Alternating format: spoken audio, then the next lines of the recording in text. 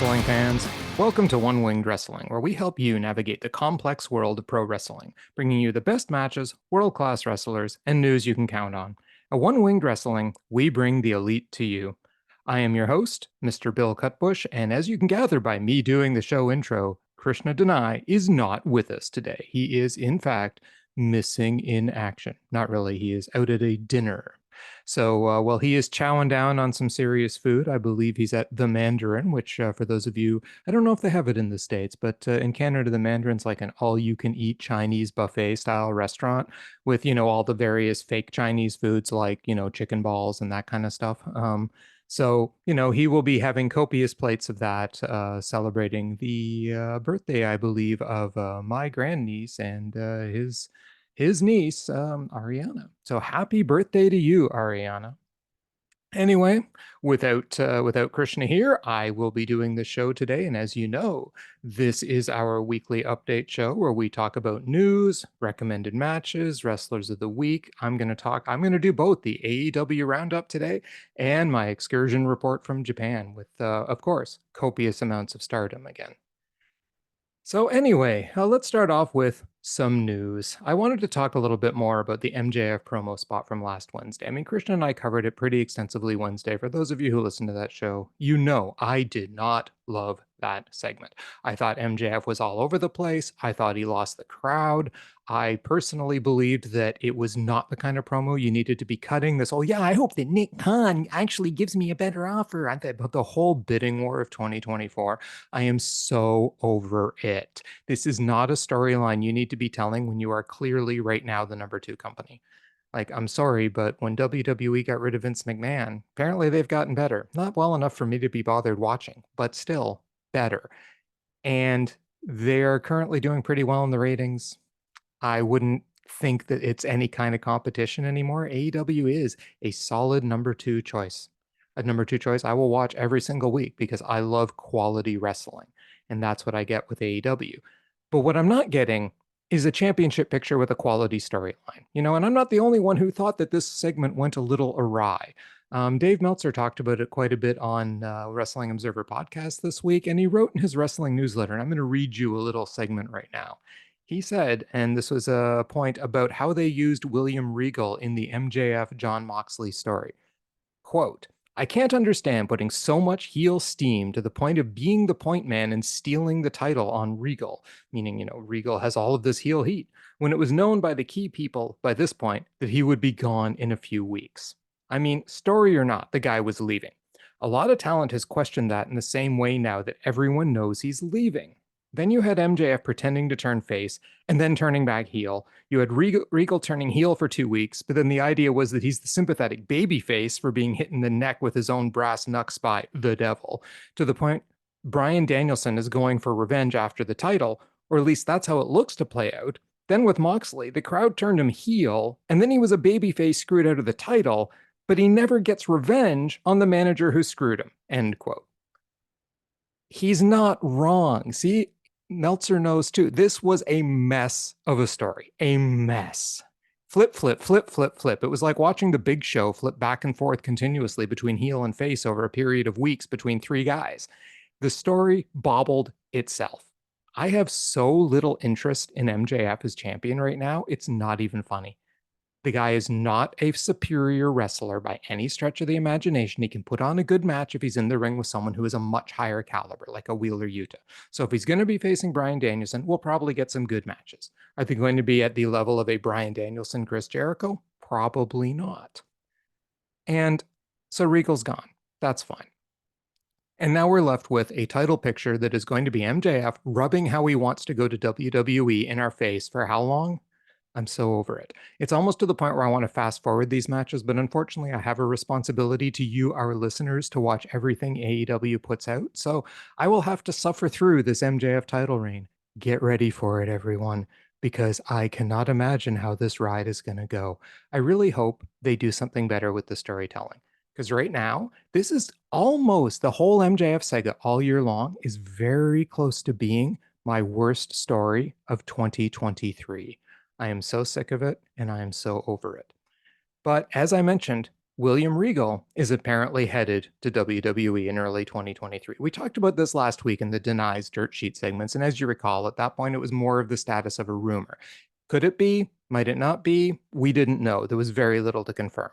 It is still not guaranteed. You'll note I used the word apparently, but it was reported in PW Insider, and Meltzer has said also that it's likely happening. There's much more solid evidence that in early 2023, William Regal is likely headed back to WWE. I will repeat what I said last week. This has zero impact on AEW. It really doesn't matter. He was a manager here. The only thing I said that he brings to the table is that ability to help and train young guys. But AEW has a lot of guys that can help and train young guys, like Christopher Daniels, who's just an exceptional talent with so much ring knowledge, right? I mean, is he William Regal? Maybe not. But I really don't think AEW is going to suffer too much for losing William Regal. WWE's welcome to have him back. I think their talents could probably use a lot more wrestling schooling than AEW talents. So you go there, William Regal. You go. In other AEW news, Andrade El Idolo had successful surgery to repair a torn pec on November the 28th. This was apparently the reason why he canceled an independent booking earlier in the month. So he'll be a while recovering from that. There is still absolutely no word on whether, like, what his status is with AEW. No idea. He was suspended. Is he still suspended? Maybe, maybe not. Probably, yeah. But in all honesty, we just don't know. For now, he's recovering from surgery. So that's where he is. Bigger news, I think, Juice Robinson has signed with AEW. It's unclear what his ongoing relationship with New Japan is going to be or his status with the Bullet Club. I suspect, given that, when he cut his promo on Rampage, he mentioned the Bullet Club. I suspect that given the two promotions are working together, it'll be pretty easy for him to go back and forth. But I'm kind of excited about this for a couple of reasons. One, he's very good. He's charismatic, he cuts good promos, he's good in the ring. So he'll be a nice addition to having these kinds of matches. I think it's great.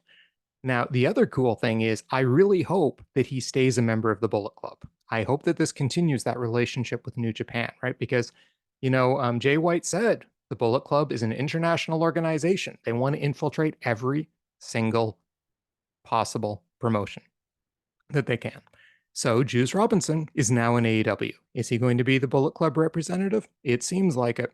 Now, what I would really love to happen is that we start to get these reps. We already have Chaos reps in, the guys in the Best Friends and Orange Cassidy all being either members or honorary members of Chaos. Trent Beretta is a member of Roppongi 3K and, so Roppongi Vice. And so, it's looking good that we now have added a member of the Bullet Club officially to the AEW roster.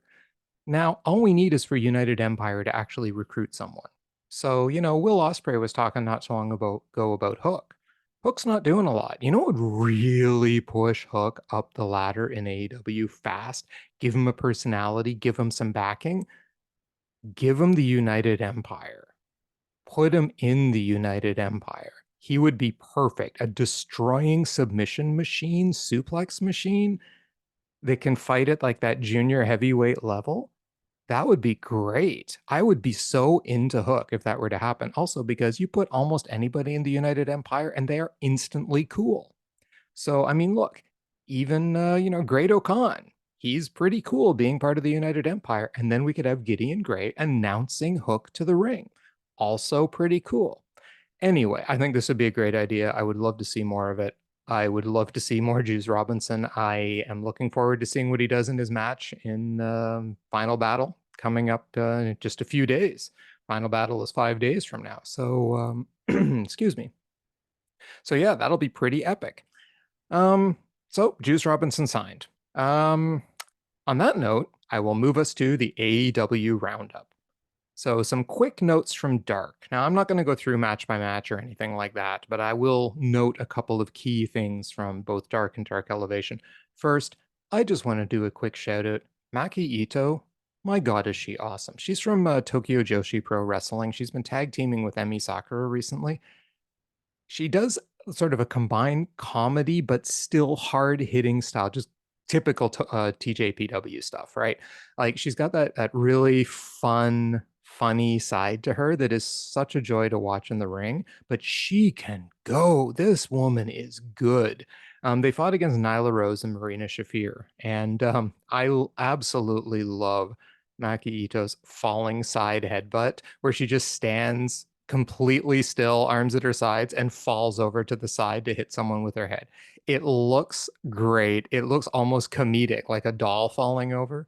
It is so cool. She missed one and hit another. And I just like, honestly, I love this move. I have no idea what it's really supposed to do other than a headbutt, but it looks great. More of them, please. Less Marina Shafir, more Maki Itoh. So if somehow or other we could get like a really good, oh, I don't know, technical wrestler, Tokyo Joshi Pro Wrestling or Stardom or some combination of the two Invasion Force, I would be so down for that in AEW. So yeah, if you haven't checked out Maki Itoh's match this week, please go do so. And check out every match she's in because she's pretty great. We also had Konosuke Takeshita taking on Ari Daivari.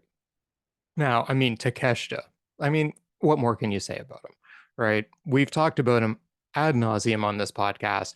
He is a phenomenal wrestler. People are actually comparing him now to Muta in the sense that, he's this young, coming in, great moves, charismatic, great presence in the ring. I mean, if that is who he's going to turn into, holy crap, has AEW got a gem in this guy, right? His fundamentals are so solid. It's not just his high flying. Look, I know Krishna. Krishna is a lucha moves guy, right? Wrestlers need to be fast. They need to do flips. He's a flippy flip guy.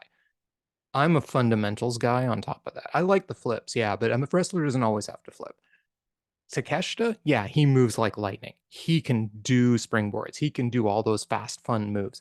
But his fundamentals are so solid. Watch this match for the fundamentals, right? His strikes, his headlocks, his suplexes, they're all just bang on point every single time. The man is a phenom in the ring. He might be one of the best wrestlers in AEW right now.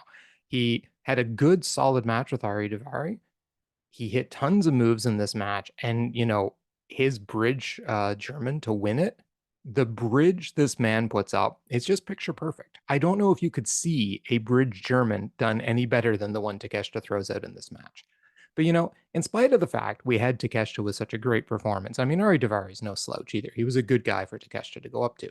The most interesting thing about this whole match was Don Callis coming down to the ring to scout the match. Why is Don Callis there? This little nugget thrown into this match is so interesting to me. Is he scouting Takeshita as an opponent? Is he scouting Takeshita as a possible client? Is he scouting Takeshita as a possible member of the elite?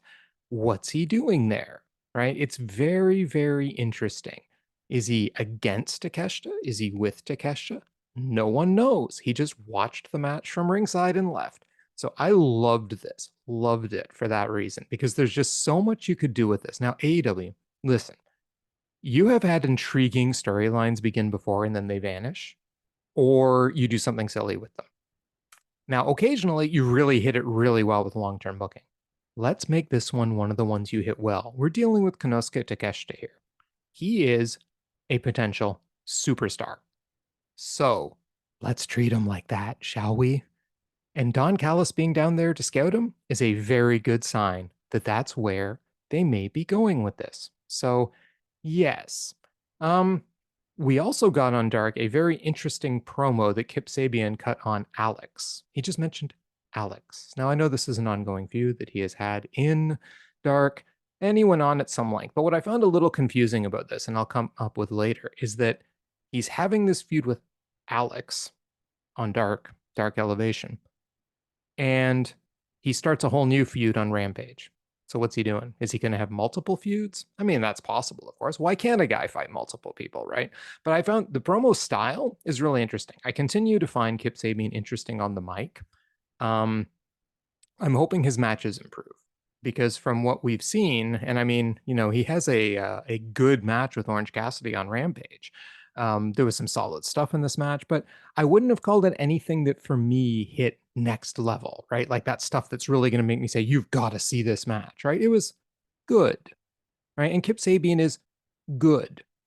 I wish he was great. Orange Cassidy is great. Kip Sabian is good. So I guess he's starting a feud as I'll might as well jump to that match on Rampage. So, Orange Cassidy had a match with QT Marshall for the All Atlantic Championship, and Kip Sabian interfered in the match, and there was a post-match brawl between Orange Cassidy and Kip Sabian after the match. Um, do I want to see a Kip Sabian Orange Cassidy feud? I don't know. Maybe. I'm willing to give them a chance. Let's see where it goes, but I can't say I'm super excited. I didn't go, oh my God, right? Now, speaking of things that made me go, oh my God, oh, you think I'm going to move to that yet? No, we're going to back up in Rampage. Speaking of Rampage, Keith Lee cut a promo with Renee backstage, and he was interrupted by Shane Taylor, who is the former Ring of Honor TV champ. And he says to Keith Lee, what is it with you and leaving family, dog? You left Swerve behind 2 weeks ago. You left JD in Dallas, and you left me 6 years ago. And he says that there's business between them that's far from over. And he's coming in with JD Griffey, and he wants to take on Lee and whoever he can get at Final Battle. And then the camera pans behind Lee after Shane Taylor leaves, and Swerve Strickland is just standing there grinning. And the grin was so funny. He's just standing there all kind of innocently smiling, going, yeah, yeah, me, right? Me, you're going to pick me. And yeah, I just love Swerve so much. In 2015, apparently, Shane Taylor teamed with Keith Lee in Ring of Honor, and they were known as the Pretty Boy Killers. I've never seen Shane Taylor or JD Griffey wrestle. Now, JD Griffey comes with some insane hype. If his online rep is to be believed, he's both a heck of a striker, great technical wrestler. I'm looking forward to seeing this match, especially if Keith Lee picks Swerve Strickland, because Swerve Strickland versus JD Griffey sounds amazing. So, yeah, give me this. Also, thank you for continuing to work on Keith Lee and Swerve Strickland. I love the way this is playing out slowly, week after week. It's entertaining, and Swerve Strickland, those smiles, that kind of like smarmy Karen. I don't even know if smarmy is the right word. Let's say he drips with just enough sleaze to make it like funny and interesting. So yeah, it's pretty good stuff. And just give me anything with Swerve Strickland in the ring, and I'm a happy camper. Speaking of matches, I think will be a heck of a lot of fun. Hikaru Shida and the Bunny that were announced on Rampage. They will be fighting for the Regina D-Wave Championship on December the 7th. Now, this is a Japanese women's promotion well, I was about to say a Japanese women's promotion in Japan. Well, duh. Yeah, so it's a Japanese women's promotion, and Hikaru Shida is the current champion, and she will be fighting the Bunny for that belt. And that should be a heck of a match. The Bunny is quite good in the ring. Hikaru Shida is just phenomenal in the ring. So this should be a very good match. They're going to have it on December the 7th, this coming Dynamite. I cannot wait. It's going to hopefully be one of the best women's matches that we've had on Dynamite in a little while. I look forward to it. Funny how that happens when you put someone with the quality of a Hikaru Shida in a match, right? Um, you know, Jeff Jarrett, he just kind of needs to go home. Actually, no, he can stay in AEW and help them with the arena bookings and stuff, but I really don't understand why he needs to be in a ring with Jay Lethal. They took on Jay Lethal and Jeff Jarrett took on Private Party. Anything where Lethal was in the ring with Private Party was a lot of fun. But the ending of this match sucked. And you know why the ending sucked? Because Lethal's finisher is really cool. The lethal injection, love it. Great finisher. Jeff Jarrett actually ruined it by getting in the way and doing one of his moves along with it as if it was supposed to be a combo. But it slowed the move down and it lost its impact. So, Jarrett, please stop doing double teams with Jay Lethal. Just let him finish people off. Okay, thanks. Another highlight was Athena versus Danny Moe. Athena, I love this character. We've talked about her now for a few weeks. Athena versus Danny Moe was exceptional. She absolutely decked Moe to start 3 suplexes on her and then pulled her up. The old, oh my God, I can't believe she kicked out of that, right? And then she no-sold a kick, took another huge forearm to her face, hit her finisher, it was over. It's just Athena destroying people on her march to the ROH Women's Championship. Give me this Athena all day long. She exudes so much personality in the ring. She is just working this new heel persona to perfection, right? She's interesting. This is the most I've ever wanted to watch her in the ring ever. She's so good at this. Keep it up. Awesome. Don't stop. I can't wait for the match against Mercedes Martinez when we see Athena as the ROH Women's Champion. This is also, of course, where we find out in another promo that Juice Robinson wants the ROH TV title, and he will be challenging Samoa Joe at Final Battle. That should be an interesting match, too. So let's get to the real big part of what happened on Rampage. So I told you about the Orange Cassidy and QT Marshall match. And of course, it ends, and it was a lumberjack match. There's a lot of people around the ring. But right at the end of the match, when some brawling starts between the lumberjacks and between the factory and the best friends, all of a sudden the lights go out. And of course, we know what that means right now. House of Black appears in the ring. So, what do the House of Black do? They beat the living crap out of everybody. Now, it goes off the air with House of Black beating people down. But then, if you take a moment and you go to the YouTube channel, they show another minute 43 after Rampage went off air of the House of Black's beatdown. I don't know why they didn't include this in the actual broadcast. Maybe they ran out of time. I'm not sure. But in any event, what happens here is really interesting and really intriguing. You see, one of the lumberjacks was Brandon Cutler, and they take him out. They target the heck out of Brandon Cutler. Now, he's trying to protect his camera because he's filming the whole thing, right? And confession, I haven't seen Being the Elite yet this week. So I don't know if any of this footage made it to Being the Elite, but we can discuss that on Wednesday. But during this segment, House of Black puts Brandon Cutler through a table. And then Malachi Black leans over and says to him, "You are a small part of a bigger problem in this company. Nothing personal." What the what? Like that just, I heard that and I went, oh my God. House of Black is coming for the Elite. This is beginning to make me think that perhaps one, they're going to mess the trios tournament up. Or two, the Elite will win it and House of Black is going to kill them. Or any combination thereof. But believe me, once this best of 7 is finished, I am so down for House of Black taking on the Elite. I mean, that will be spectacular. You've got 3 different styles in the 3 members of the House of Black. You have got 3 of the best wrestlers on the entire, well, let's just call it 3 wrestlers in the universe. I mean, is there another Kenny Omega anywhere besides Will Ospreay? I don't think so. Krishna right now is laughing and going, Bill, shut up. Anyway, House of Black, the Elite, or House of Black and Death Triangle, or House of Black and both of them. I don't know. It is going to be awesome. That's all I have to say. I'm so down for this, and I want to see what happens with this comment. It also speaks to the motives of the House of Black. You are a small part of a bigger problem in this company. So what is that problem exactly? Is the problem the Elite? Is the problem like this group of privilege? Are they going for kind of a corporate style angle here? I'm not sure, but I am intrigued. Because the difference between Vince McMahon corporate angles and this one is this one involves the Elite. This one involves 3 guys who are exceptionally good at joking, telling stories, destroying people with like comments and stuff like that. They're just so good on the mics. They can turn almost anything, cease and desist, into a whole bunch of merchandise money for themselves, right? So it'll be very interesting to see how this rolls. They're like DX with brain cells. So this will be very, very interesting. Anyway, that is the AEW Roundup. So now I am going to turn to our report on Japanese wrestling. And as you know, New Japan has been going through 2 different tag leagues, the Super Junior Tag League and the World Tag League. And I'm going to go over a couple of quick matches from the Super Junior Tag League that I think it would be very worth your time to check them out. The first one happened on November 21st, and it was between Leo Rush and Yo taking on Catch 22. And for those of you who don't know, Catch 22 is TJP and Francesco Akira of the United Empire.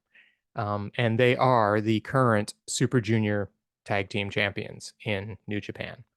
So this match was something else. Yo and TJP put on a very, what all I'm going to call is a very cool start.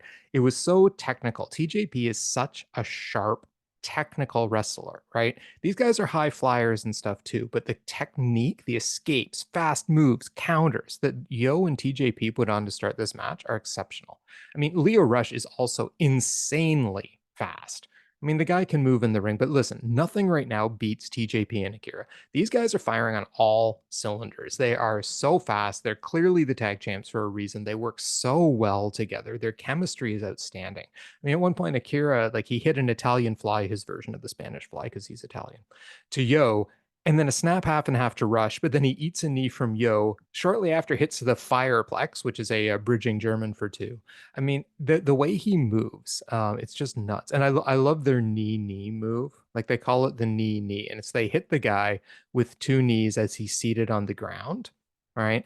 But knee in Japanese means 2-2, so catch 2-2, right? Knee. It's a great name for a move. Anyway, it's a great play on the word knee in Japanese. So they actually they eventually, the end came when Rush and Yo were setting up for the 3K, because they're using the Roppongi 3K move. They're both Chaos members, so they set up for the 3K. But Akira then nailed Rush and TJP with this like just intricate jackknife for the 3 count, and Catch 22 as their Catch 22, as they announced at the end of this match, remained undefeated as a duo. So they have yet to lose any match, not just in the tournament. So, United Empire, dominant.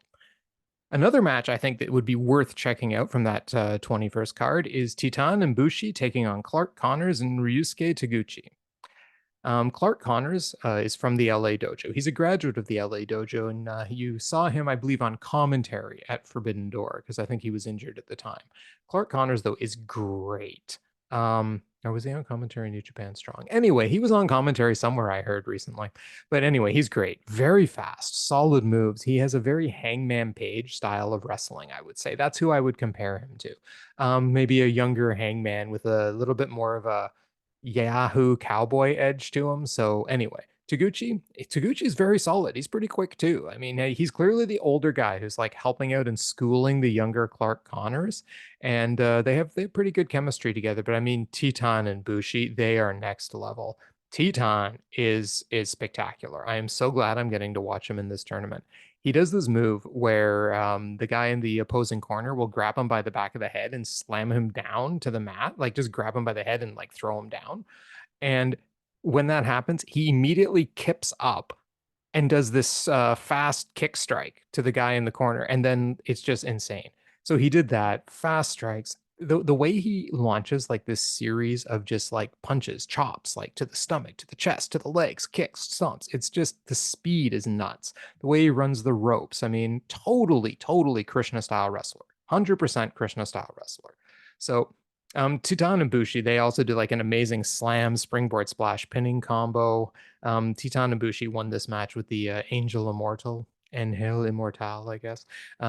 It's Bushi does a grip code breaker, which, okay, so he code breakers the person and hangs on rather than letting them go. So the person is actually draped over his knees, and then Titan does a springboard double stomp on the person's back. And so they did this to Taguchi and won the match. It is a great finishing move. They're a great tag team. Check this match out. Totally worth your time. The last match from the Super Juniors I'm going to mention is El Lindemann versus Alex Zane on November the 22nd or 23rd. 23rd? Might be the 23rd. It's one of those two. Anyway, and again, I'm talking about Catch 22 again because they're that amazing. But El Lindemann and Alex Zane are really cool too. I mean, I've mentioned Alex Zane before. He's the gentleman with the dyed reddish pink hair and really likes Taco Bell, but can move like crazy in the wing. There's all this in the ring. There's all this conversation about whether or not he actually qualifies as a Super Junior. El Lindemann, on the other hand, El Lindemann, we knew him from the Strong Hearts, right? He's a member of the Strong Hearts, very good in the ring. He has dyed his hair pink for this tournament as well. So, they've got kind of a bond. They've made Alex Zane an honorary member of Strong Hearts. So, yeah, these two are bonding together pretty well. And TJP starts off against El Lindemann. He has a great, and look, TJP technical again. I cannot emphasize how good this guy is at technical stuff. He's not Zack Sabre Jr., but man, is he good. Great head scissors spinning takedown where he maintains the grip of his legs on El Lindemann's head, right? And I've seen him do this multiple times, and it just looks so good every single time. It's like a catch version of a head scissor, right? There was also some comedy though that opened this match that kind of took a bit of a turn. There was a biting spot that went a little silly because both Zayn and Lindemann kept biting TJP with the ref distracted. They kept sending him over to Francesco Akira in the corner, and so the ref, of course, wasn't looking. Refs are very easily fooled in New Japan, and same in Stardom. Anyway, they both kept taking turns biting TJP until Zayn had his back turned and TJP shoved Lindemann's arm in Zayn's face and Zayn bit Lindemann. So this allowed Akira to come in and help. I mean, and then at one point Zayn kept chopping TJP, who had a leg hold on his like half of a Muda lock engaged on Lindemann, and every time Zayn chopped TJP would fall backwards, which would like strengthen the Muda hold on Lindemann. It was funny and weird at the same time. Like how Zayn didn't realize he was hurting his own partner, I have no idea. But anyway, after that, the match got serious. Zayn did a nice double suplex. There's a lot of good moves in this match. I mean, Catch Tutu has an awesome assisted face buster, Scorpion Death Drop, top rope stomp combo. I mean, it's just they're insane. Insane. I don't know how else to describe it. TJP has counters for everything. And again, he countered the taco driver at the end and then rolled up Zayn for 3. It was such a great match, back and forth, back and forth. The ending was great. The comedy, they didn't overdo it. It was fine for what it was in the match. I would highly recommend checking out this match. It was really solid. Quick standings update in the Super Junior Tag League. Ace Austin and Chris Bay, another team that I would suggest checking out. I really enjoy their matches too, but I can only cover so many in a week. So Ace Austin and Chris Bay are exceptional. They're in Impact Wrestling right now, and they're members of the Bullet Club. So good in the ring.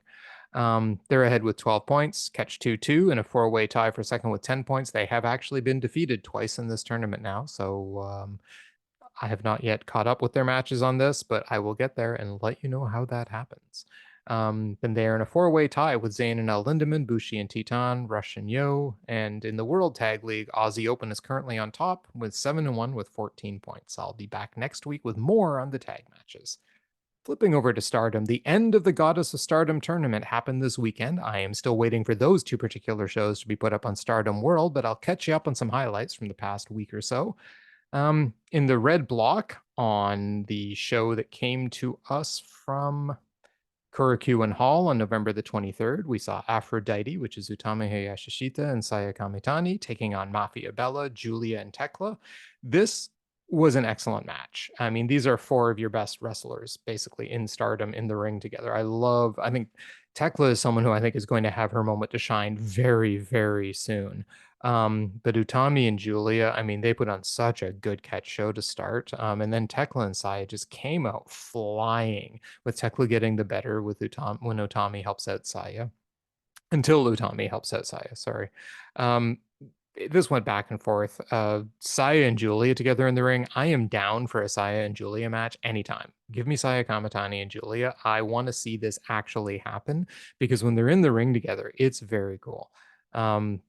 Just the way they go at each other. Julia, the end of their sequence, they get into one of those sequences, of course, where they're both hitting each other with moves, and then it ends with Julia eating a roundhouse kick, but she pops up from the mat, smashes a forearm into Saya, and they both just go down on the mat, and it was so well done. I mean, you need to go see this match and see all the stuff that leads up to that moment too. It's so good. So Utami, she gets out of a toxic spider death drop with an Argentine drop. This gets an assistant, this is on Tekla now, leads to an assisted senton from Saya on Utami's shoulders onto Tekla.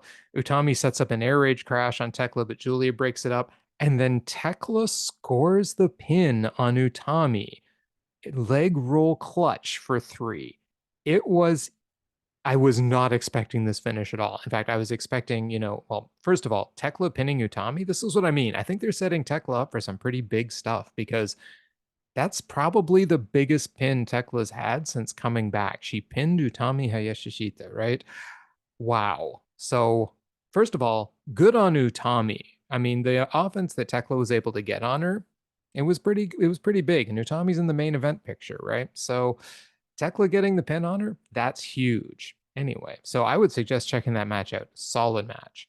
There was another red block match on the following show that was Aphrodite, same team again, Utami Hayashishita and Saya Kamatani taking on Karate Brave, Shuri, and Tomoka Inaba.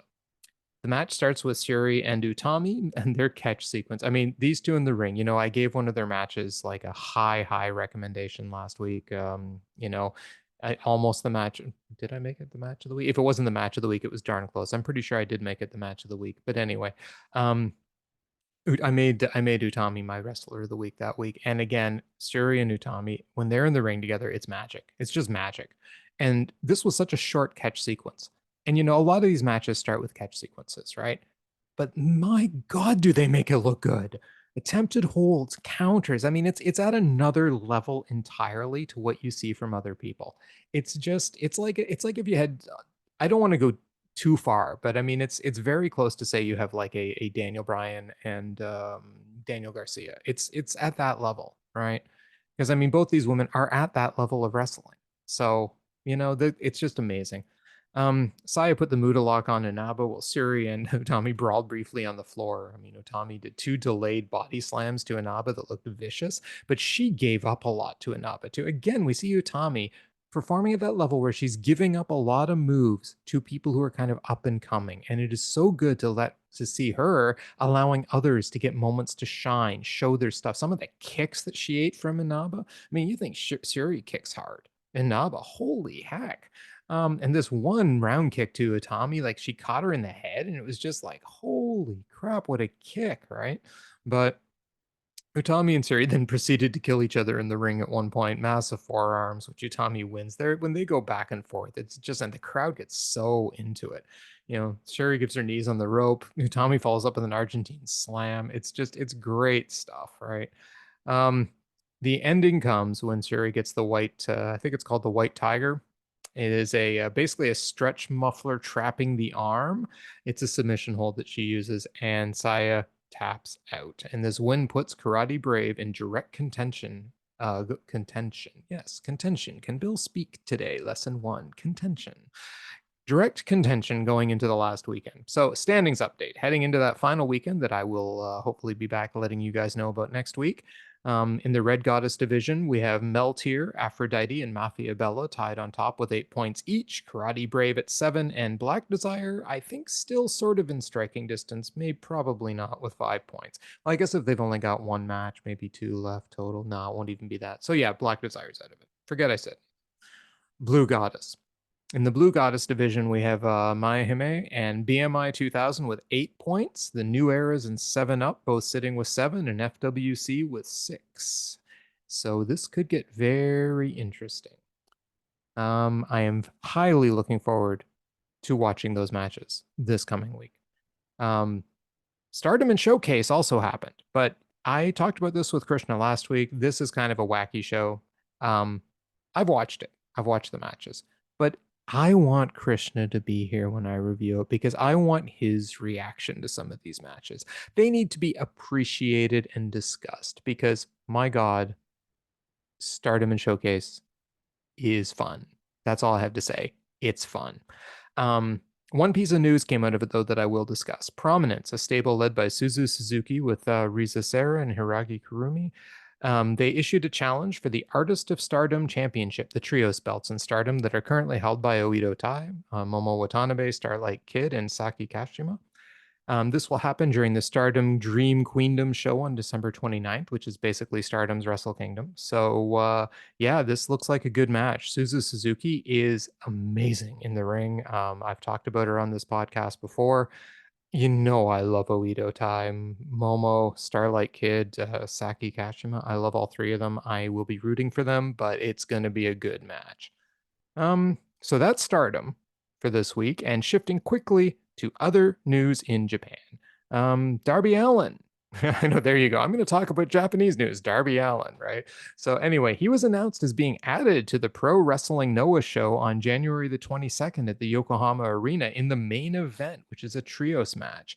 Well, we already knew that Great Muta and Sting will be in that match, and they are now being joined by Darby Allin. So we are getting Darby Allin and Sting along with the Great Muta in the final match ever, apparently, of the Great Muta gimmick. So this could be very interesting, maybe worth checking out, right? I mean, Darby Allin can put on a show, so I would love to see that. We don't know who their opponents are yet, but whoever they are, I hope Darby Allin gets someone to have a heck of a good match with, because yeah, I wouldn't mind checking that out. So that is my excursion report from this week, and I'm going to move on now to the match of the week.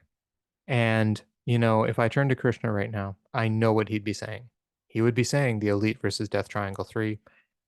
And then he would be turning back to me and I'd be going, ditto. All of the good matches I watched this week, all of the tag stuff, etc. It's still the Elite versus Death Triangle in what was my favorite match of their best of 7 so far. I can't not give that match of the week. If you haven't seen it, it's available everywhere. Just go to your most recent AEW, on demand, whatever, and go find it. It's not hard. But my wrestler of the week may surprise people, because my wrestler of the week this week, I'm going to go with TJP. And here's why. He doesn't get enough credit, I think, for the quality and level of wrestling he puts on match in, match out, match in, match out, how important he is to Catch 2-2. Because he's like that veteran influence on Francesco Akira, right? And it's just, he's so good in the ring. He's so underrated. I mean, his moves are almost flawless. I don't think he gets that level of appreciation and how on point his technical skills are. He can fly around the ring, and he does routinely. His tag team moves with Akira are just awesome. The way that he can lock pins on people from almost anywhere. I mean, and he doesn't get credit like a Bryan Danielson or a Zack Sabre Jr. ever, right? You never hear his name in their conversations. At least I never have. And yet he's very, very, very good. And so he put on a great show in all the matches that I watched this week in the Super Junior Tag League that I've seen Catch 2-2 in. He's comfortable in all styles. He's showing it in this tournament. I haven't seen a bad match yet with Catch 2-2 in it. So, I think a good chunk of that is TJP and his veteran presence. So I am giving TJP my wrestler of the week. And with that, we come to an end of this Krishnaless podcast. Hopefully, he will be back to join us when we discuss AEW Dynamite in a couple of days. But for now, as the Great One always says, Konega United Empire Da, crowns up.